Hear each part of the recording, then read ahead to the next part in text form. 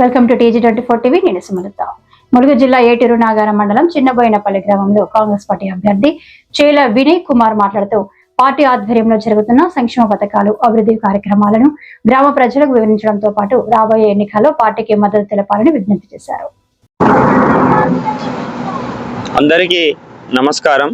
నేను ఏటూరు నాగారం మండలం చిన్నబోయినపల్లి గ్రామ సర్పంచ్గా నేను కాంగ్రెస్ పార్టీ నుండి పోటీ చేస్తున్నాను. నా పేరు చేల వినయ్ కుమార్. గతంలో మా మదరు సర్పంచ్గా చేల లక్ష్మి గారు చేశారు. మేము కాంగ్రెస్ పార్టీ తరపున మా యొక్క మంత్రివర్యులు సీతక్క గారు మా మీద నమ్మకంతో ఈరోజు మాకు టికెట్ ఇవ్వడం జరిగింది. మరి ఇన్ఛార్జుల వచ్చినటువంటి వాసిరెడ్డి వెంకటరెడ్డి గారికి మరియు భగవాన్ రెడ్డి గారికి మరియు మా యొక్క చిన్నబోయినపల్లి కాంగ్రెసు కార్యకర్తలకు మరియు నా యొక్క గ్రామ ప్రజలకు మేము మా కుటుంబం నుండి మా తల్లిగారైన లక్ష్మి గారు గత ప్రభుత్వంలో మరి చిన్నబోయినపల్లి గ్రామ సర్పంచ్గా పోటీ చేయడం జరిగింది. మరి గతంలో మేము చేసినటువంటి పనులు ఏమిటంటే, మేము గ్రామంలో ఉన్నటువంటి ప్రతి వాడలో కూడా మా యొక్క గ్రామంలో 30 రోజుల ప్రణాళిక పేరుతో మేము మొదటిసారిగా సర్పంచ్గా ఎన్నికైన కొద్ది కాలంలోనే మాకు స్టార్ట్ చేయడం జరిగింది. మేము ప్రతి వాడలో మాకు యాప్టేషన్ 3 గ్రామాలలో కూడా మేము ఎక్కడ బురద లేకుండా మేము చేయడం జరిగింది. కొద్ది కాలంలోనే మా యొక్క గ్రామంలో మరియు చిన్నబోయినపల్లి సెంటర్లో మేము సర్పంచ్గా మా లక్ష్మి గారి చేతుల మీదుగా మేము సంత ఏర్పాటు చేయడం జరిగింది.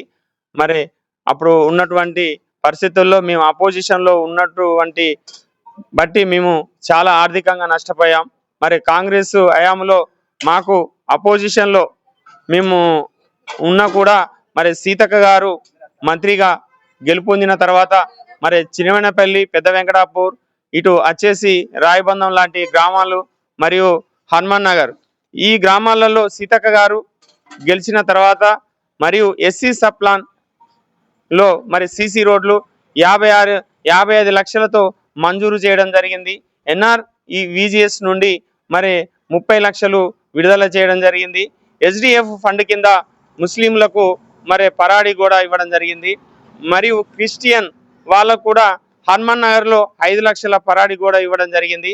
మరి పెద్ద వెంకటాపూర్ టు రాయబంధం 1,60 లక్షలతోని ఐటీడీ ద్వారా మరి మంజూరు చేయడం జరిగింది.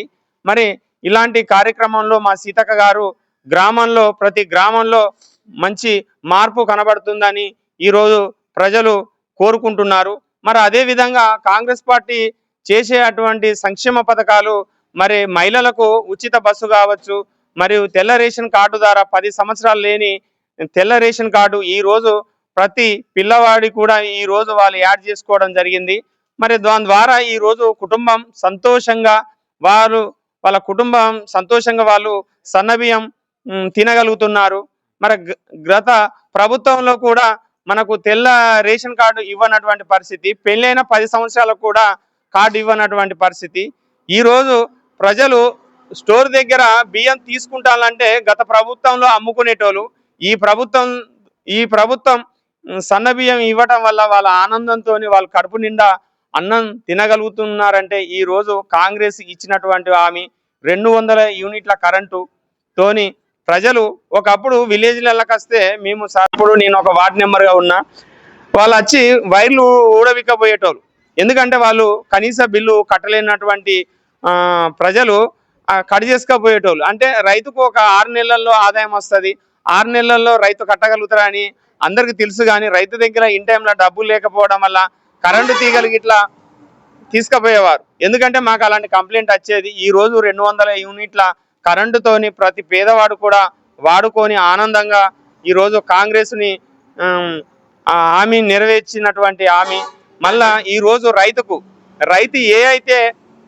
రైతు కళ్ళల్లో కొనుగోలు చేసే వడ్లు కొనుగోలు చేస్తుందో కాంటాలు అయిన తర్వాతనే మిల్లుకు 1 రోజుల్లోనే మరి ఎంబటే మెసేజ్ వస్తుంది, 5-6 రోజులలో డబ్బులు పడుతుంది. మరి గత ప్రభుత్వంలో నెల రోజులు తిరిగి చెప్పులు అరిగిపోయి మొత్తుకునేది మరి కటింగ్ల పేరుతో ఎంతో మోసం చేసింది రైతులను. అదే విధంగా సన్న వడ్లకు బోనస్ 500 రూపాయలతో రైతు ఆనందాన్ని చూసిండ్రు రైతులు. మరి మా విలేజ్ లో ఒక రైతుకు 1,57,000 రూపాయలు మరి సన్నవడ్ల దారం మా ఏటునారం మండలంలోనే మొట్టమొదటిసారిగా ప్రభాకర్ రెడ్డి అనే అతనుకు 57,000 బోనస్ రూపాయలు కూడా ఈ కాంగ్రెస్ ప్రభుత్వం నెరవేర్చింది. మరి ఈరోజు మహిళలకు వడ్డీ లేని రుణాలతోని 10 లక్షలతోని వాళ్ళకు రుణాలు ఇచ్చి ఉచిత బస్సులను కిరాయిల వాళ్ళకు బస్సులు ఒప్పజెప్పి ఈరోజు సంఘానికి ఎంతో కొంత ఆదాయాన్ని సమకూర్చి మరి మహిళలకు కూడా ఈరోజు పెద్దపీట వేస్తుంది. కనుక మరి మన గ్రామంలో ఒక జరిగితే మాకు ఇబ్బందికరంగా ఉంటుందని వాళ్ళ పేరెంట్స్ ఇక్కడ ఉన్నటువంటి యూత్ దీన్ని మేము అడగడం జరిగింది. మీ ఎంబటే మరి మంత్రి గారిని స్పందించి మేము మాట తీసుకోవడం జరిగింది. మరిన్ని ఈ గ్రామానికి ఏదైతే మేము అభివృద్ధి బాటలో మేము ముందు కొనసాగిస్తాం. ఈ కాంగ్రెస్ అభ్యర్థిని మరి మంచి మెజార్టీతోని గెలిపించాలని మరి గ్రామ ప్రజలందరినీ కూడా నేను మనస్ఫూర్తిగా కోరుకుంటూ నా యొక్క గుర్తు మరి కత్తెర 2వ నెంబర్ మీద కాంగ్రెస్ పార్టీ బలపరిచినటువంటి అభ్యర్థిని నేను చేల వినయ్ కుమారు ఈ యొక్క చిన్నపల్లి గ్రామ సర్పంచ్ గా నన్ను గెలిపించగలరని అందరినీ వేడుకుంటూ మరి ఈ అవకాశం ఇచ్చిన అందరికీ సెలవు తీసుకుంటున్నాం. అవుతుంది మేము మంగపేట కమలాపూర్ పోవడం వల్ల బస్సులో కూకొని నిద్రపోయి అటు ఇటు తాగుతాను. రేపు ఏమన్నా ప్రమాదశాతం ఏమన్నా జరిగితే మా పిల్లలకి ఏమన్నా కావచ్చని 2-3 మేము ప్రచారంలో భాగంగా మమ్మల్ని కలిసి అడగడం జరిగింది. మరి మేము మంత్రి గారికి కూడా చెప్పడం జరిగింది.